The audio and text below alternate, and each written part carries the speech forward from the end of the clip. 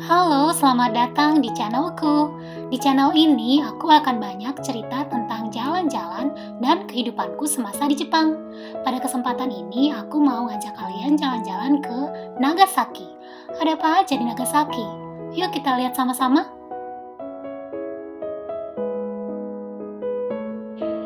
Dimulai dari hari Jumat siang, aku berangkat dari Kansai Airport Osaka menuju Nagasaki.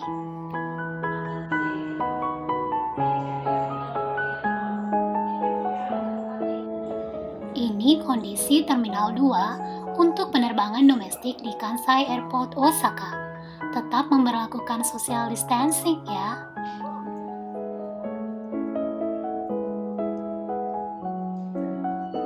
Bagi yang belum tahu, saat ini pemerintah Jepang sedang mempromosikan turisme lokal mereka untuk membantu pemulihan ekonomi semasa pandemi. Yeay, sampai juga kita di Nagasaki. Dari airport kita naik bus ke kota Nagasaki yang lumayan jauh loh. Perjalanannya kira-kira 45 menit sampai 1 jam.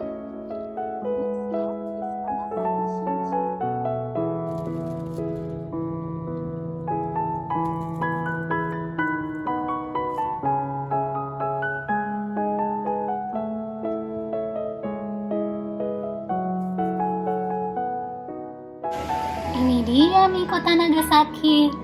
Gimana? Kayak kota tua gitu ya?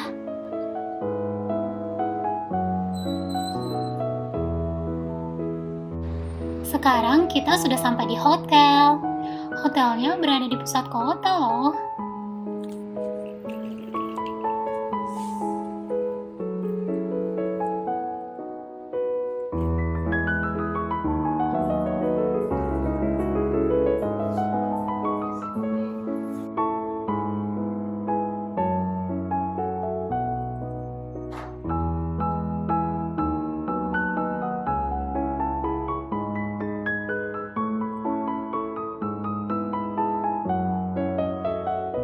Sebelum jalan, kita makan butamang dulu yuk. Dengar-dengar butamang di sini enak loh.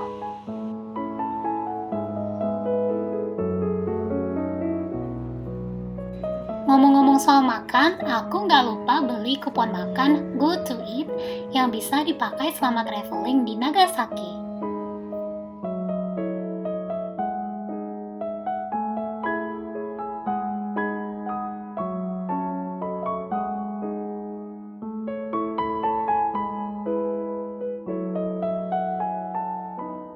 Ini adalah miniatur Dejima Island.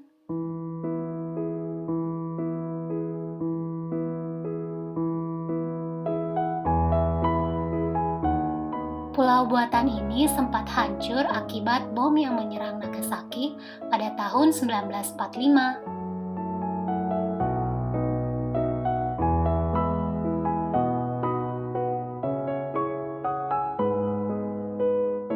Nah, ini dia aslinya.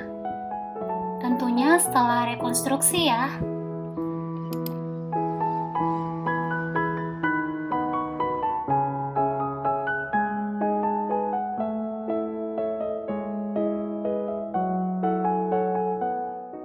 Yuk kita main dan lihat apa aja di dalam gedung ini.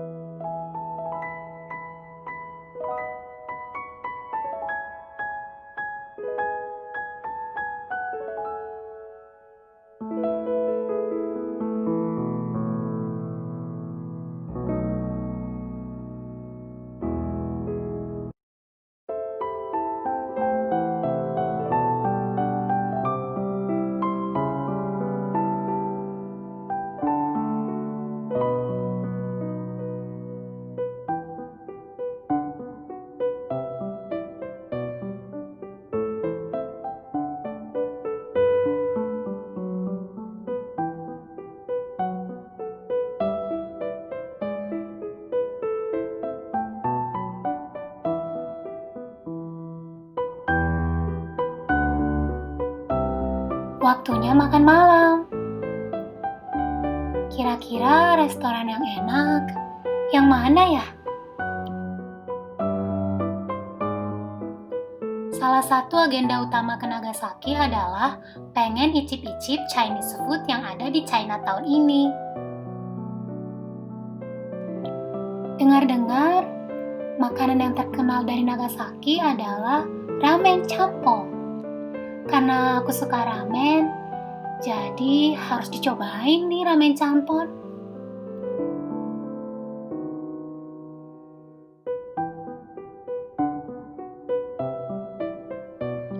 Wah, ada studio Ghibli loh di sini. Lucu ya, studio Ghibli ala Chinese nih.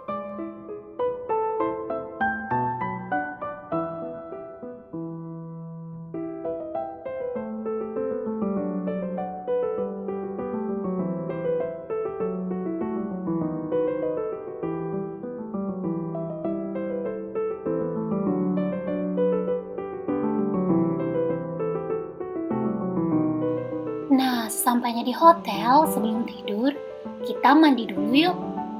Di sini ada aplikasi untuk melihat jumlah orang yang sedang menggunakan onsen atau permandian umum. Canggih ya? Jadi kita tetap bisa menghindari keramaian dong.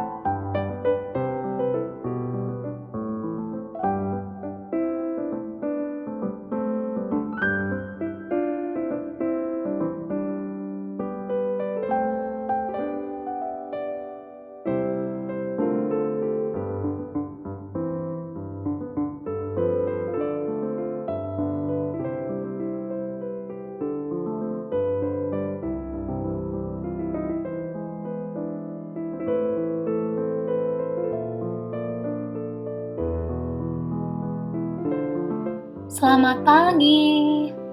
Sekarang hari kedua di Nagasaki.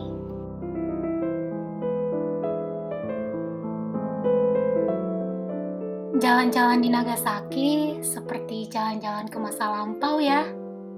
Semua tempat ada cerita sejarahnya loh.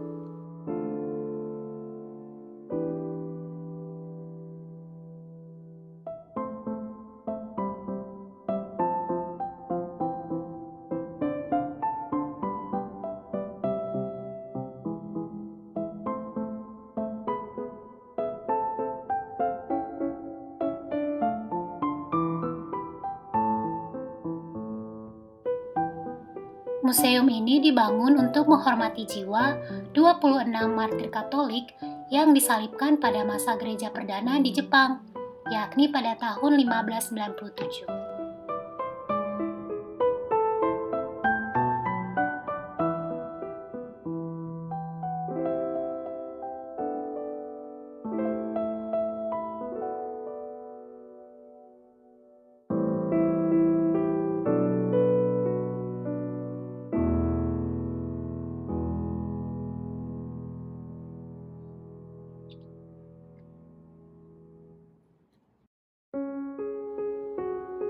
Yuk kita sama-sama masuk ke museumnya.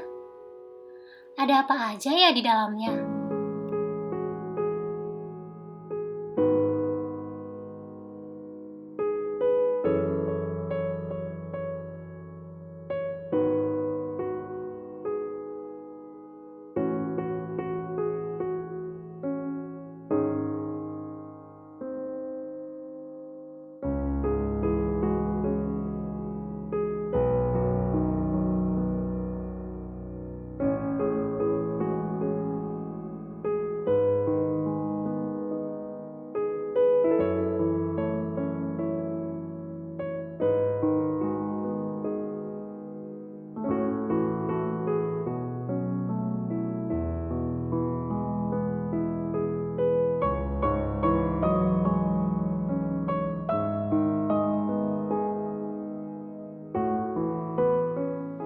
Koleksi museum ini meliputi artikel-artikel sejarah penting bagi Jepang dan juga bagi Eropa, seperti surat-surat asli dari pastor Yesuit Santo Franciscus Xavier, serta karya seni modern pada periode Kristen awal di Jepang.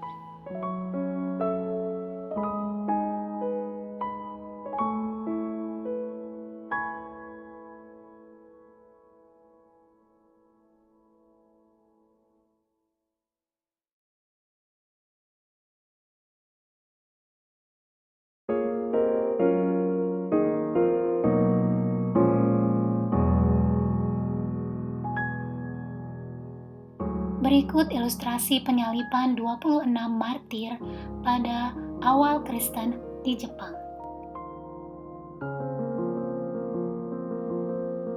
Kakure Christians atau Kristen yang tersembunyi adalah orang Kristen di Nagasaki yang tetap mempraktikkan agama Kristen secara rahasia meskipun Kristiani dilarang pada masa itu. Mereka beribadah di tempat-tempat rahasia. Kegiatan keagamaan ini dimulai pada zaman Edo di awal abad ke-17. Ini adalah beberapa peninggalan umat Kristiani pada zaman tersebut. Bisa kita lihat, patung Bunda Marianya dibuat mirip dengan patung Buddha atau Dewi Kuan Yin, yang dalam bahasa Jepangnya Kanon. Karena itulah, Maria ini sering disebut sebagai Maria Kanon.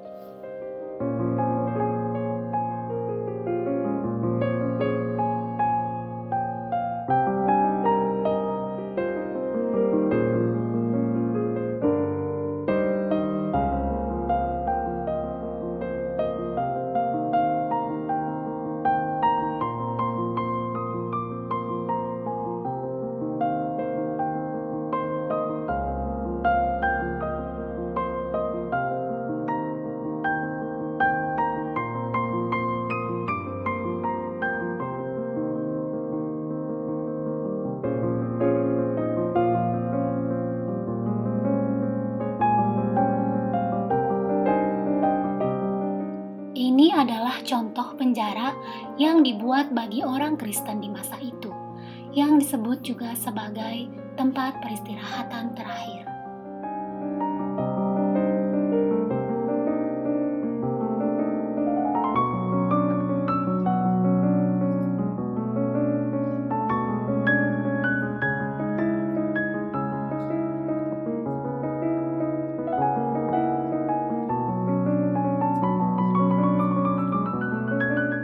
Ini adalah peta perencanaan misionaris atau penyebaran agama Kristen di Nagasaki.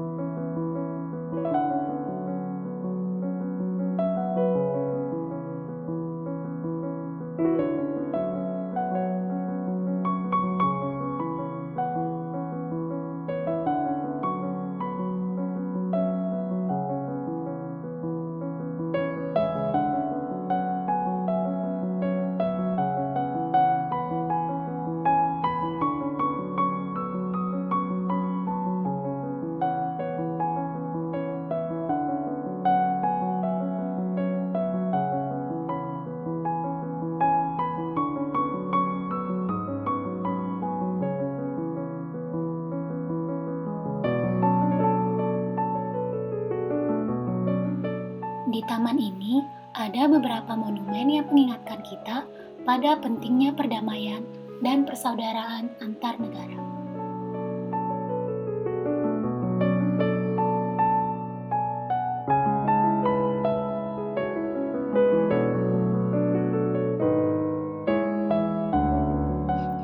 Makan soft cream dulu yuk.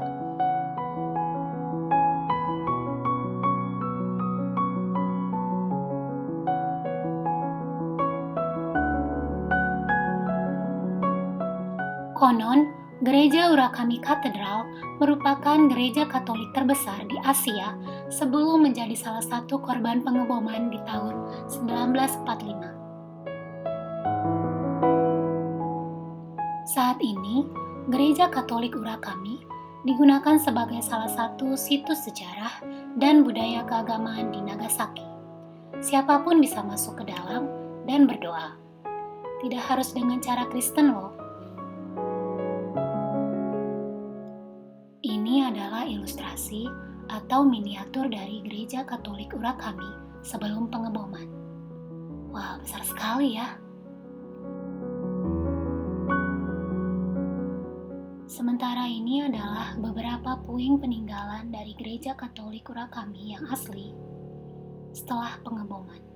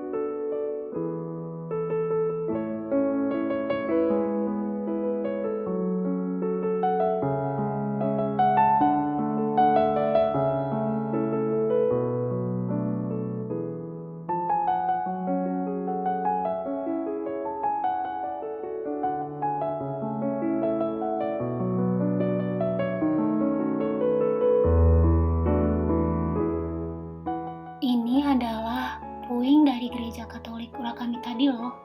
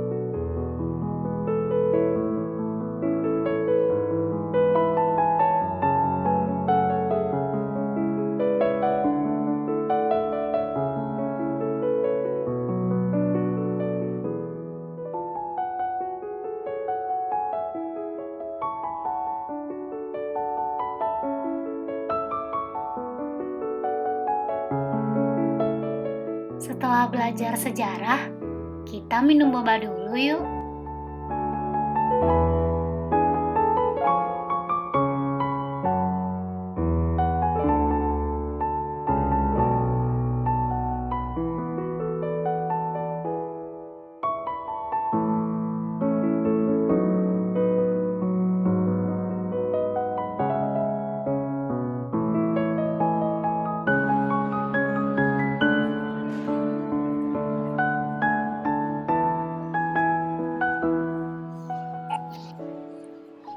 Waktunya makan siang.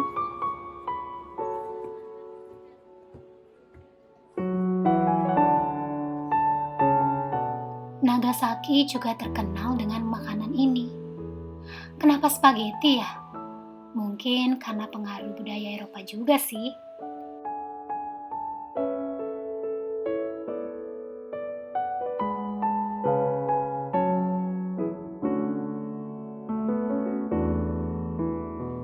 Jalan-jalan di kota Nagasaki, selain di Chinatown-nya, kita tetap merasakan pengaruh budaya Chinese di setiap sudut kotanya.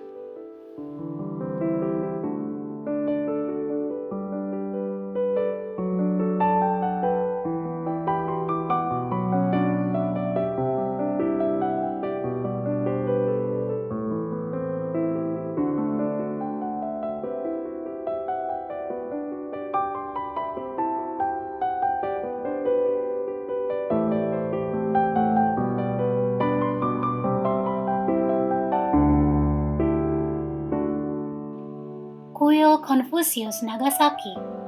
atau yang disebut dengan Koshibyo, adalah salah satu dari sedikit kuil yang didedikasikan untuk filsuf Tiongkok, yakni Confucius. Kuil ini dibangun pada tahun 1893 oleh komunitas Tionghoa di Nagasaki.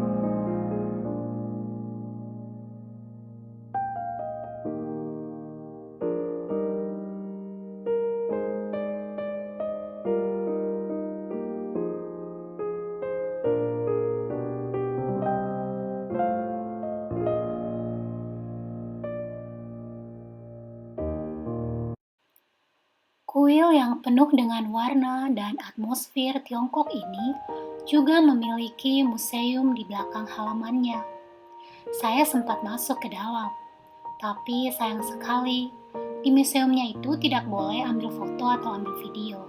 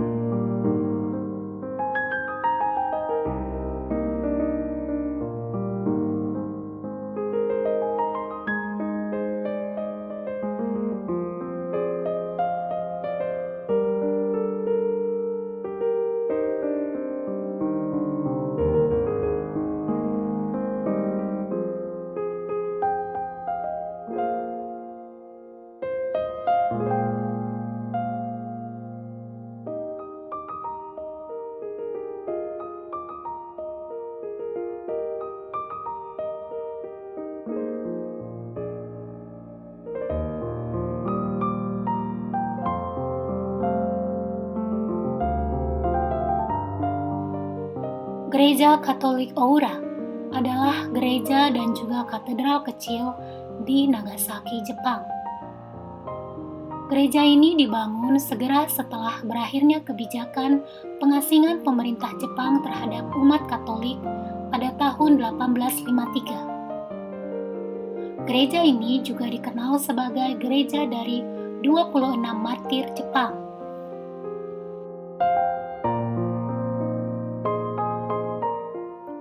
Ini adalah ilustrasi dan peta penyebaran agama Katolik di Nagasaki.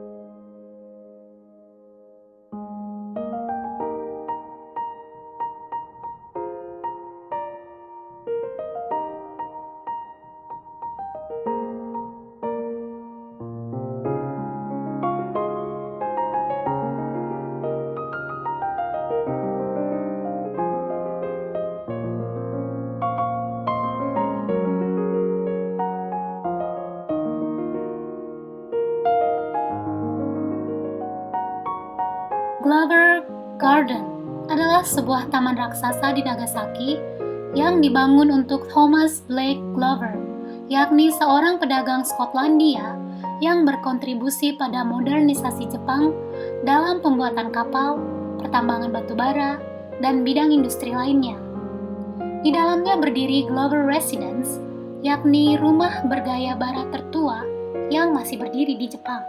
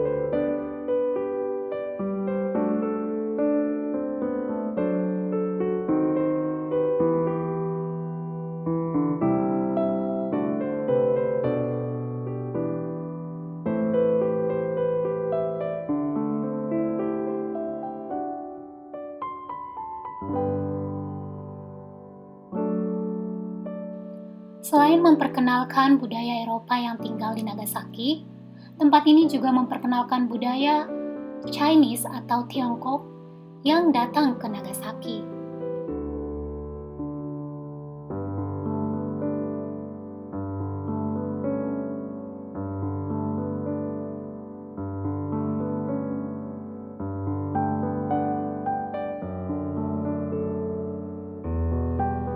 Waktunya makan malam.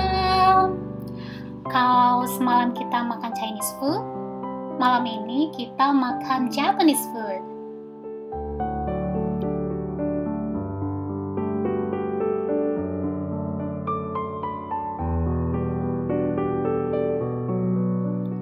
Di sini ada kakigomi gohan, ada kari Jepang, ada karage juga.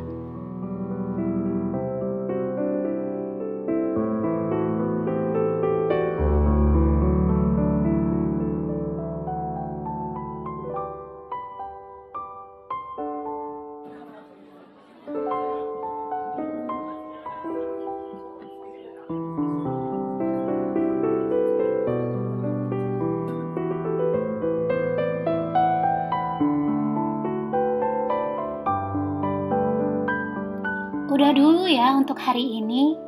Selamat malam, selamat beristirahat.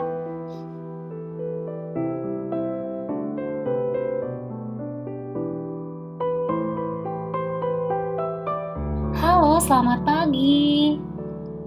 Tahu nggak sih, di Jepang itu hanya sedikit loh kota-kota yang masih pakai tram.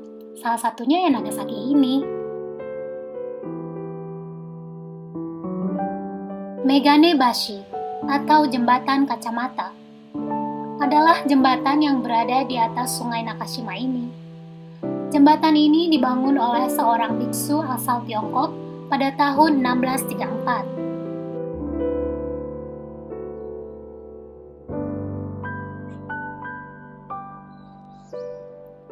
Kenapa disebut jembatan kacamata?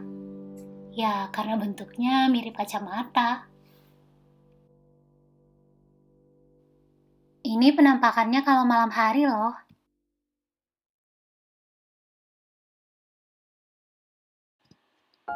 Komunitas Chinese atau Tiongkok memang sudah lama datang dan tinggal di Nagasaki.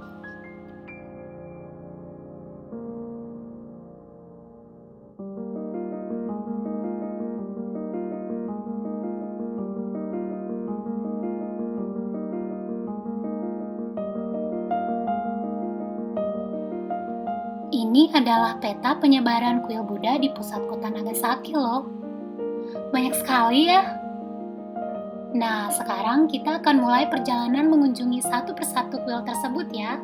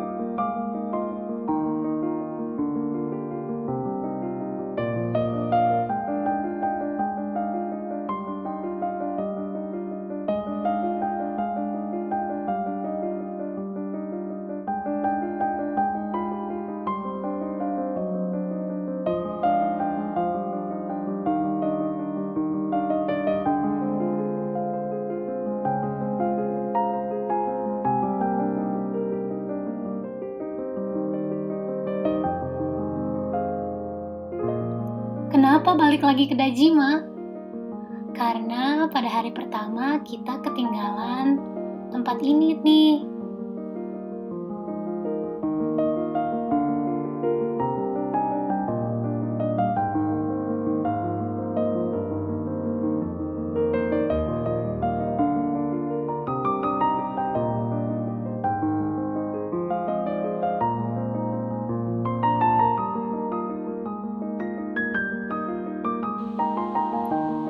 Pulau Dejima dulunya berfungsi sebagai pos perdagangan Belanda.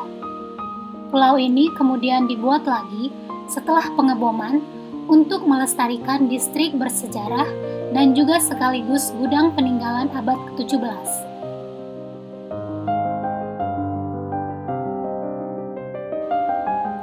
Wah, ada ilustrasi peta Jakarta nih.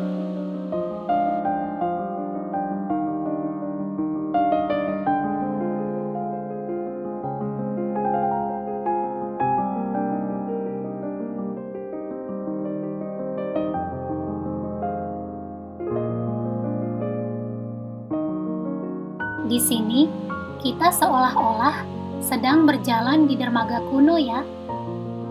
Kita juga bisa melihat pameran museum dari perabotan dan artefak kuno di dalam bangunan-bangunan ini.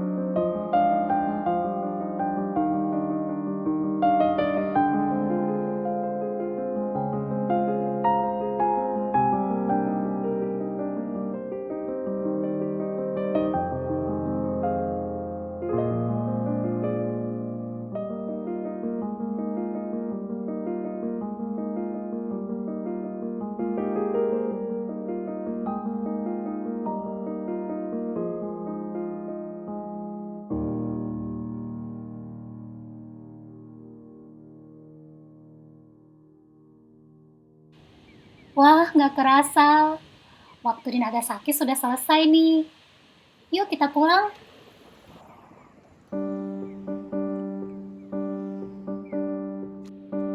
Sebelum benar-benar pulang, yuk kita sempatkan makan kakuning manju. Makanan ini adalah kudapan yang paling terkenal dari Nagasaki loh.